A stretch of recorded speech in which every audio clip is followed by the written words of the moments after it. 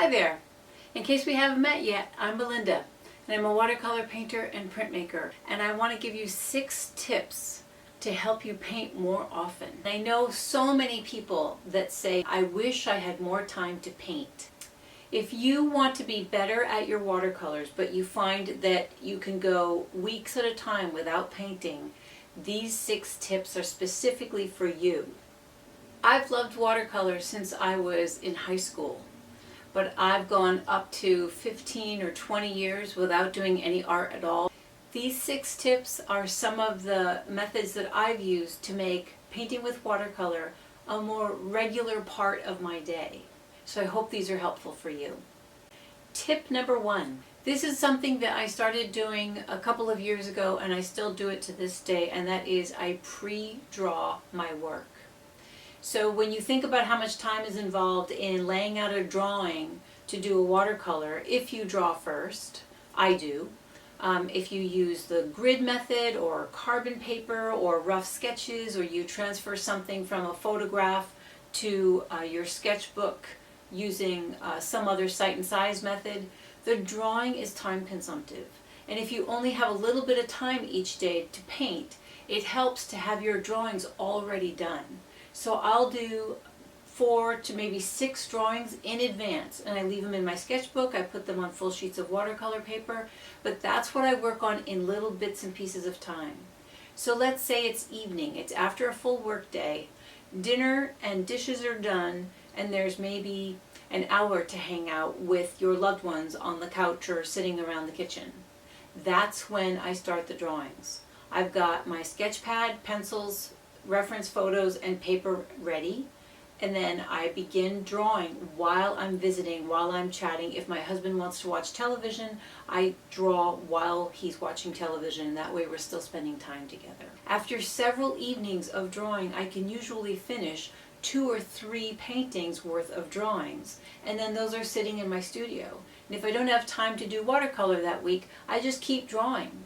And so I'll work on small format, medium format, and even some large format with the company of my family or people that are visiting. No one minds that I'm sitting there drawing. I'm still engaged in the conversation. I'm still hanging out with everybody, but I'm also drawing. Plan your next series and get the drawings or rough sketches of what you plan to paint laid out in graphite or watercolor pencil. Whatever you use to set the drawings under your watercolors. Then when time is short and you've only got 20 minutes to paint, you can grab one of your already drawn, ready to add pigment starters and lay in a few color washes with that first or last 20 minutes of the day. I can't stress that one enough, to pre-draw your work. Drawing is sometimes the most time-consumptive part of the watercolor, because you're trying to get all of your angles right if you're doing a landscape or a cityscape, or all the features right if you're doing figurative work, or all your circles and ellipses straight if you're doing a still life. So work on that in pencil, on paper, easy peasy, in little bits and pieces in the evenings, and then they'll be ready. And you'll have a stack of them so that if you've got 20 minutes, you break out your watercolor set, pull out your reference material, your drawing's already done, you're good to go. Tip number 2.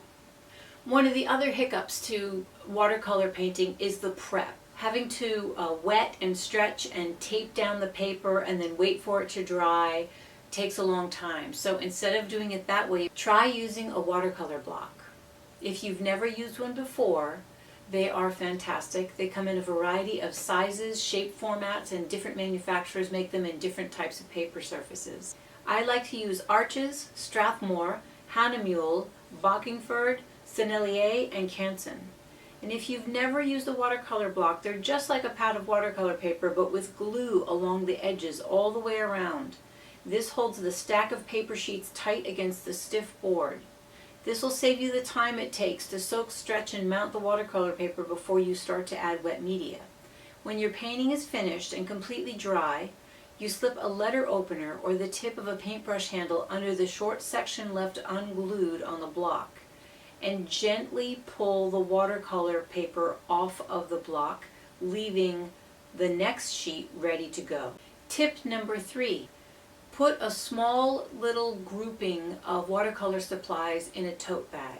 I have a field palette with watercolors, brushes, pads, pencils, and erasers in a tote bag, and I can take it with me from room to room in the house. So if it's a Sunday afternoon and we're going to sit out on the deck and get some sun and have a little drink and eat some snacks and hang out with family members, I can pull my tote bag out there and I can be sketching while I'm visiting. One of the best things about watercolor is that they're compact and portable. Put 5 or 6 supplies together, like a field palette and brushes, a shallow rinse cup, a pencil, and a watercolor block, all in a tote bag, and then take it with you. You can sketch quick watercolor studies in the bleachers at a soccer practice or at a family gathering from an armchair. I take the bag with me from room to room in the evenings, and I sketch and paint while my husband watches TV or works on his laptop, so we can sit close on the couch and happily wind down the day together, each in our own way. Very often, what's tucked in there is pre-drawn work that I can then just begin painting on, especially in small format. This is a great way to get a couple paintings done every few weeks. Tip number 4. It's really important and helpful to communicate your intentions to the people around you. If you have roommates, you have spouse and kids, you have siblings, if you live in a household with other people, it's great to let them know that you intend to squeeze mini sessions of drawing and painting into your daily practice. If the folks around you understand the plan, they can be encouraging when you pause for 30 minutes of art making. They might even join you. It's a lovely way to participate when the family is gathered around a table in the evenings. You'll still be listening and engaging as you dabble in your watercolors, and you'll be modeling good habits if you've got little ones. You may even find that participation in conversation while you work helps to lighten the grip on your pencils, because part of your brain that would normally fret over accuracy is happily busy with conversation and connecting with others. This kind of distraction, just like music or audiobooks, helps us stay loose and fluid in our mark making. Don't discount 20-minute sessions of drawing or painting, because just 3 of those is an hour. So if you haven't been painting or drawing for a while, that's an hour more than previously, right? The coach John Wooden said, "When you improve a little each day, eventually big things occur. Not tomorrow and not the next day, but eventually a big gain is made. Don't look for the big quick improvement. Seek the small improvement one day at a time. That's the only way it happens, and when it happens, it lasts." Tip number 5. This one sounds basic, but it's really effective, and that is to schedule your art time. If you know that all you're going to get is maybe 40 minutes over lunch or 20 or 30 minutes in the evening just before bed, put it on the calendar. Reserve that time for yourself.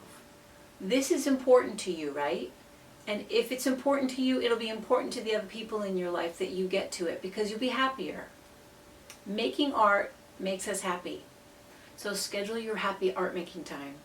Even if the day is frantic with to-dos and events, you can schedule a block of 20 minutes to paint and draw.